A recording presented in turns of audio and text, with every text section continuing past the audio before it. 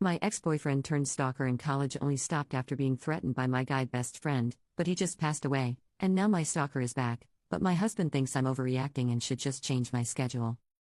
So I, 32F, and my husband, 33M, have been arguing a lot recently over my old stalker. For some background, back in college, I was 24, I dated a guy, let's call him Fred, for around 2 months. Fred was interesting to say the least. To save time, he hit several red flags once we started dating, so I dumped him. Fred acted like he couldn't care less, so I thought that was that. A few months go by and I'm starting to see Fred everywhere.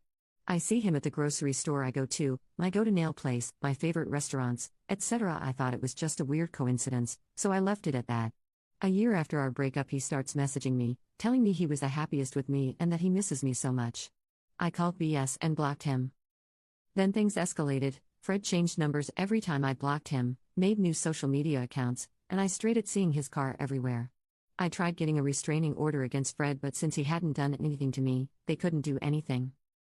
A few months later I was walking to my car at night. Fred coincidentally saw me walking alone and offered me a ride home. I said no, I had my own car and kept walking. Fred proceeded to get out of his car and tried pushing me to his car. I punched him and ran to my car. I drove away and luckily he didn't follow. I tried again to get a restraining order, but it was basically his word against mine. They gave me a temporary restraining order, but that's it. I was terrified of even walking outside and deleted all my socials. Thankfully, a very close friend, let's call him Pete, stepped in to defend me. Pete ended up threatening Fred, and I finally stopped hearing from Fred. I felt free and slowly got back into my normal life.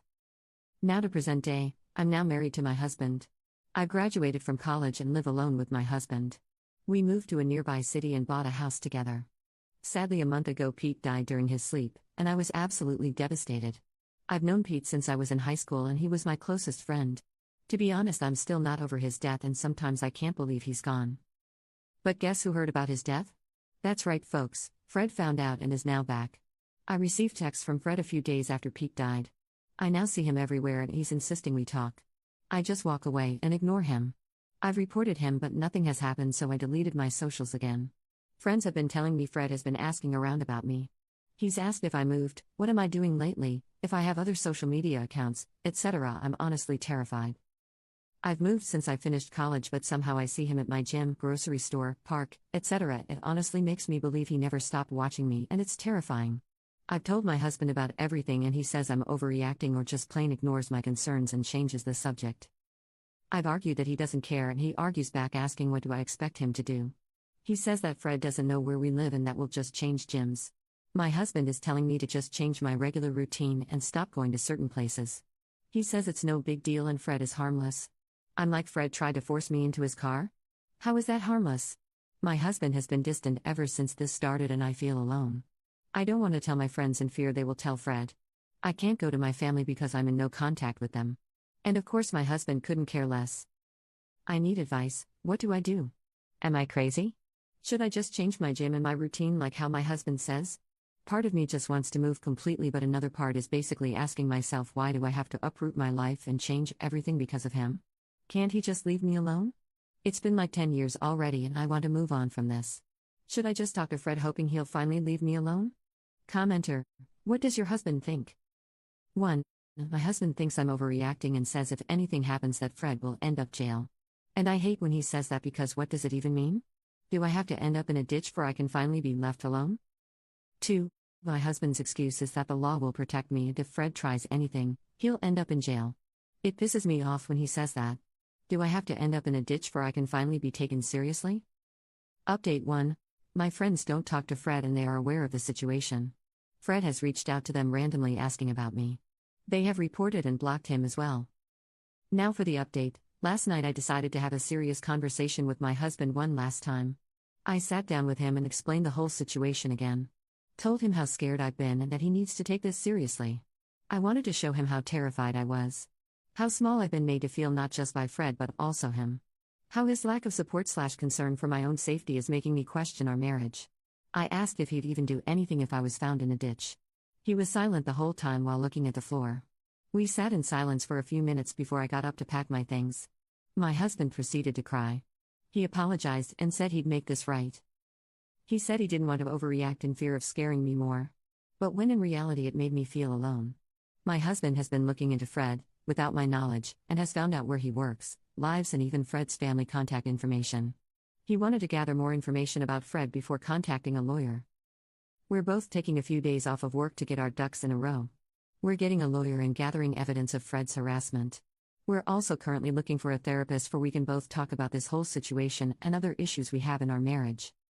I also have some voicemails Fred has left me and I officially think he's lost it. I have an Apple iPhone and you're able to see voicemails from blocked numbers. Some of the messages are of him saying straight up gibberish while others are as he's having a conversation with me. He says things like, "Oh yeah babe, I get off work late so tonight is a no-go," or "I'm off so you can come pick it up right now." No. Yeah. I don't know. I can't do this anymore, there's a lot of fashion in my life. It sounds like he's having a conversation but it's no one else, just him, and it's terrifying. My husband does feel bad and is trying his best to console me. He has apologized repeatedly for making me feel lonely and has been more supportive/open. Currently he's looking through my car to check if there's anything that might be giving my location to Fred. I'll keep you all updated if we find anything or if anything else happens. Thank you all for your advice and support. I posted another update, I think you can find it on my posts. Update 2. Wasn't sure if I should make an update but decided to anyways to maybe get some more advice. Thank you to everyone who gave me advice and encouragement. I finished listening to the book The Gift of Fear and it really opened my eyes to a lot. Now on to the update. After my husband didn't find anything in my car, I still felt something wrong, so I took people's advice and took my car to the mechanic. Told my mechanic about my situation and if he could take a look at my car. And to my horror, a couple days later, my mechanic found a small little cube that was placed hidden under my car. At first I really wanted to believe it was just part of my car or something. But my mechanic explained that it wasn't and it was deliberately hidden. The cube is really small and magnetic. I called my lawyer right then and told them everything. I got pictures of the GPS and where it was placed. I thanked the mechanic and drove to my lawyer's office. At this point I was shaking and wanted to cry. How long had the GPS been there? How long has Fred been following me without me knowing? Was he watching me at that moment? Is he going to add another one? I called my husband to meet me at the lawyer's office and told him everything. At the office I just wanted to disappear. I wanted to run away and not look back. I was terrified and I felt so violated. Knowing I was being watched for who knows how long. With everything we had gathered, my lawyer was able to get a temporary restraining that same day.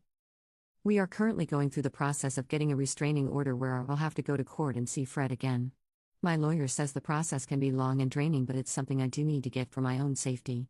I got a bit scared and had my husband's car also checked for anything. Thankfully nothing was found in his car. I started feeling watched at home, so I had my whole house turned upside down looking for anything maybe Fred had placed. Again, thankfully nothing was found. I've told neighbors about what we found and to keep an eye out for anyone suspicious. I've also started my safety training for handling a gun and shooting. And still trying to get my CCW, but it can be a long process. Thank you again for everyone who has given me advice, and I'll keep you updated if Creepy Fred tries anything.